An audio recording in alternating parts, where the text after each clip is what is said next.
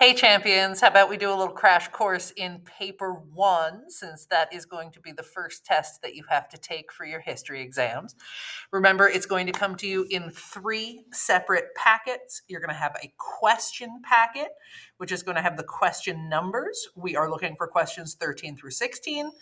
It's going to have your sources or documents packet. This is going to be the thickest packet. We are looking at documents M through P because we are rights and protest prescribe subject 4. And then you are going to get an answer booklet, and you want to make sure you're filling out the correct numbers and staying within the borders and making sure your name is on the document and that you are good to go. So here's just a big layout of how that looks. We want to make sure that we're picking the right topic. If you want to rip off the pages, if you want to fold, if you want to flip, you're more than welcome to. Make sure you get your answers down in the answer booklet because that's what's going to IB. This is a 1-hour exam and it is worth 24 marks, which is a lot. We will not know until test day if we are going to have documents on US civil rights movement or apartheid South Africa, so that's why we have to prepare for both. Just a quick reminder here, your IA was 25 marks, so having paper 1 as 24 marks is significant. Your paper 2s and paper 3s are only worth 15 marks apiece. Plus, in paper 1, they give you the information, so you want to use that to your advantage. You're ignoring all of the subjects that are not yours. You are focusing in only on your questions, your documents, your answers. In prescribed subject 4, rights and protest, we're looking at nature and characteristics of discrimination, protest and action, and role and significance of key actors and groups. And your questions and your topic will be organized around one of those bullet points. It's all here. You have this. You have all sorts of study guides about this. We've gone over PowerPoints that have each of these key pieces of information broken down in excruciating detail. All of these ideas link with one another and then show up on test day, and you want to make sure that you're prepared to answer them. So what's in the subject guide really matters because that's how you're being tested when you get this material. The first thing you do when you get your booklets is you flip to question 16 and you read that question. It's always going to begin using the sources in your own knowledge and then what they're asking you to do. This is the theme for all of your documents, and you want to keep that in your head as you answer questions 13 through 15 and maybe as you make notes on your documents. You have all of this information and more in your study guides, your unit organizers, your packets. This would be helpful outside information to reference. The same goes for your apartheid material. You have all of this information and more. You have previous paper 1s, and not only if they have been US or South Africa, but the topic that they have asked about. And I even have the question 16s that they've previously asked. So you can get a feel for what they're asking and how they're asking it. Just looking at this, we cannot be sure on test day if it's going to be US or South Africa, so we have to be prepared for both. For my paper 3 HOA friends, section 17 is civil rights and social movements in the Americas post 1945. There's going to be overlap with the US paper 1 topic, but we're in the small pocket of 1954 to 1965 for paper 1, whereas the civil rights questions that you're asked on paper 3 might go as far back as 1945 and as far into close to the present as 1980, and you have to be prepared for that. It's also going to include other movements such as Hispanic Americans in the United States, youth protests, those hippies and yippies. It might include feminist questions. There might be Supreme Court cases. So you have to be prepared for those kinds of questions as well. IB command terms we've broken down before. Just remember, if you're asked singularly compare or singularly contrast, they mean compare and contrast. Most common terms that are used are analyze, discuss, evaluate. Sometimes they will appear with a slight variation, but you have to be prepared. You only have an hour for this exam, so you have to make sure that you're familiar with the format, you're familiar with the mark scheme. We want to get each one of these points, and we do so by providing individual points of information. We want to make sure that we know what we're being assessed on and what the general theme of our documents is going to be. I just said it before. You want to make sure you read question 16 first. When you answer question 16, that's the mini essay. It's more of an answer the cue, opposing view, justify the two. You might run out of time. You want to save yourself 20 minutes to do this one, and you're not going to answer it in bullet points. You're going to answer everything here in complete sentences. Just a quick breakdown. 13A is worth 3 marks, so you need 3 separate points of information. 13B, this is the one that might very well be an image. You want to have 2 separate pieces of information, and they have to be derived from that document or that image. In terms of 14, that's your OPCVL. I would definitely make sure that you double up on values and limitations. 15 is your compare contrast. I want that to be 2 separate paragraphs, one of compares and one of contrasts. It's 6 marks. This is most likely 3 and 3, but it can be 2 and 4 or 4 and 2. And then that 9 mark question, that question 16, is what helps bring it up to a full 24 marks. I've written this all out. I've given you suggestions for length of sentences. I've given you suggestions for timing for this. The more time that you can shave off of the early questions, the better off you are with the mini essay at the end. 18 would be the least amount of minutes I want for this. 20 minutes or more would be best. Remember, you're answering the cue, opposing view, justifying the two. You're using all of the documents, outside information, and including historiography to get those 9 marks. Your answer booklet is your friend. You're going to answer questions 13 through 15 in your answer booklet.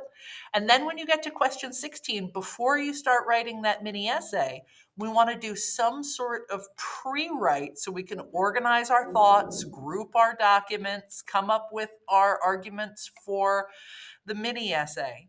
You're going to put that in your answer booklet, then you're going to cross it out, then you're going to start writing. It signals to the rater that you had a plan going in and you're completing that plan. Your choice for pre-write can be a quick 3-part chart. It could be more than that, less than that. It could be traditional outline style. It can be grouping your documents. It could be writing your thesis, but you have to pick something to organize your thoughts before you begin. Here's just an example. We read the question first. We break down the task. Here's a version of notes that can be taken on each one of the document. This is a version of a 3-part chart. This is a version of claims and counterclaims, sort of building up to a thesis, antithesis, synthesis. And you'll notice that the documents have been included in each of these. We talked about this. If papers 2 and 3 are like a delicious ice cream sundae that's served to you in a bowl of 3 beautiful paragraphs tied up with an intro and a conclusion, paper 1 question 16 is a little messy. It's like we're just scooping out the ice cream onto the paper, right? We want to have 1 strong paragraph with a strong topic sentence that addresses the question. Then we want to challenge the question or propose an alternate point of view. And then our 3rd paragraph is going to be sort of a revisionist or post-revisionist assessment where we bring in aspects of our first response and second response and justify those. You absolutely need to have the documents present. You should bring in outside information, and the cherry on top is always historiography. Remember that at least one of your documents will be written by a historian, but it's always helpful if you can bring in additional historiography. In general, they include a primary source, some form of secondary source, usually a historian, an image, and then one other repeat source. It might be an additional primary or an additional secondary. There's no guarantee that it's always going to be an image, but by and large, it usually is. It might be a photograph. It might be a map. It might be a graph. It was once the front page of a newspaper, so we have to be prepared for everything. When we look at our documents, we want to make sure we're in prescribed subject for rights and protests, that they're documents MNOP. We want to look for the dates on the documents, what happened, what hasn't happened yet. Are the dates in the origin or are the dates in the document different? And for the love of all that is holy, a limitation cannot be because the document was written at a different time. You want to be mindful of what information isn't there so you can bring that in as outside information. Here's just a larger example. You don't have enough time to read all of the documents first and then start answering questions. You have to begin with question 13A, read the appropriate document, take some notes on it, move on to 13B, take some notes, answer, move on, and by the end, you will have all the documents read and be ready to answer question 16. Here's just an example of a student version where they took notes as they went to prepare. They even kept track of their timing. So again, your questions are going to be separate from your documents, and you want to make sure that they correspond and you're using the correct sourcing. I've given you all sorts of help here with your mini essay. Remember, this is not a traditional essay. It's going to be short. It's going to be fast. You want to make sure you have a strong thesis. If you want to write the thesis first and then use it again as the topic sentence of your third body paragraph, that works. Here's an example of crossing out the pre-writing before we start writing our essay. We want to stay inside the margins. We want to leave space for additional information. You want to incorporate all of your sources multiple times. It's perfectly acceptable to cite them parenthetically. We don't want to waste time quoting because there just isn't enough time. You want to bring in outside information or your own knowledge, and you want to bring in historiography. Got some reminders of South African historiography versus Hoa historiography, and I have a little more later in the slides. Please, please, please, no dead possum words, no things, no stuff, no vagaries. We want to spice up our writing with our palabras picantes. We want to make sure we're capitalizing all names and proper nouns. We want to make sure we're incorporating rich information, specific information. This is just an example of the 2022 exam, rights and protest, 13 through 16. Oh, then referencing the specific documents you have to look for, P, N, M, O, and P, and then write question 16. Here we go. Please feel free to use some of these documents as practice. You may want to get familiar with the size, the length. We talked about the cartoonist Herb Block before. He does appear frequently as a choice for cartoons from this time period, so you may want to familiarize yourself with his work. This is kind of a lengthy response. Usually something this length would be broken up into 2 paragraphs, but it's the type of length that you're going to encounter in these documents. This one, see, it's broken up. Sometimes, and don't freak out, sometimes you're going to find the answer to the question in the second or third paragraph. So if you don't find what you're looking for in the first paragraph, it's not the end of the world. You might have to just keep reading. We have plenty of information about South Africa at our disposal that we can review. Remember that you're looking for information from 1948 to 1964. You can bring in outside information outside of the time period if that's relevant. You can bring in outside information that is tangentially related to the topic that you're being assessed on. You have plenty of Mandela information you can go back and source or take notes on or review. We went over South African historiography. Again, I think that your best bets would be Afrikaner nationalist versus African nationalist, PAC and ANC.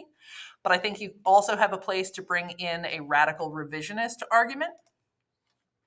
Afrikaner nationalists are going to be national party histories that focus on apartheid South Africa from 48 to 94. African nationalism is going to be different depending on the views of the PAC versus the ANC. Remember, ANC is non-racist, non-sexist democratic society, whereas PAC is an Africa for Afrikaans. This should be evident in the documents and the materials that they give you. If by chance you get a piece of the Oxford History of South Africa, that's going to be that landmark publication that leads to the Liberal School of Historiography. And you can always challenge that with revisionism, or specifically radical revisionism. Remember that we talked about Martin Legasic and his role as one of those leaders in the South African left. We also talked about this material in class. I think this point is interesting. While liberal historians emphasized race, cooperation as much as conflict, radicals emphasized class, both its formation and struggle. So that's really that Marxist argument. And that the post-apartheid struggle is still being written about. Post-apartheid historiography is still happening. People who participated in this movement are still alive. And even if they're not, their biographies are rich repositories of information. In terms of the American Civil Rights Movement, you have plenty of information to source. We're looking at 1954 to 1965. Same holds true as South Africa. You can bring in information outside of the time period if it is relevant.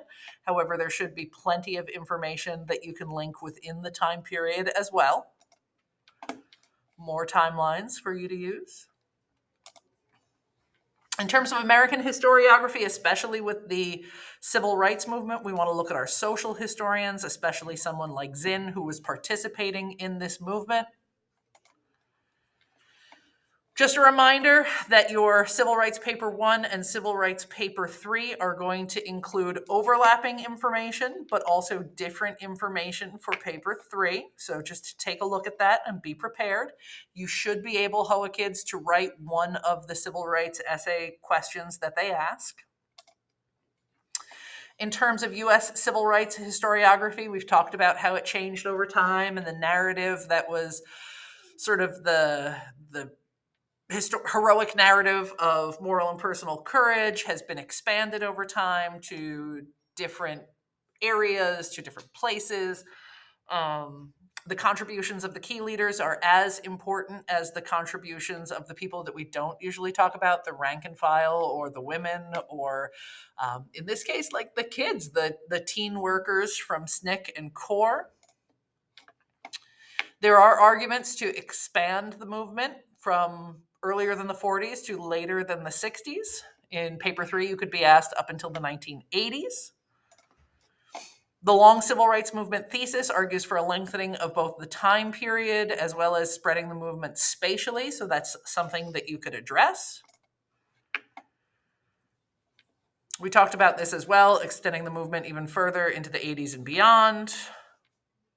Paper 3 kids, you're going to have to give some attention in your studying to Black nationalism and Black radicalism. And there are counter arguments that you might want to address, or re-examinations of the subjects. And remember, there's a strong crossover between many of your civil rights participants and your civil rights historians. When we were talking about Malcolm X, we were talking about Alex Haley and his role as author of the autobiography, but as well about his role of writing Roots. So that's something to harken back on. And remember when we were discussing John Lewis and his March trilogy, that was helpful for us understanding the movement. And then this is from Zinn's website, which I thought might be helpful. All right, good luck.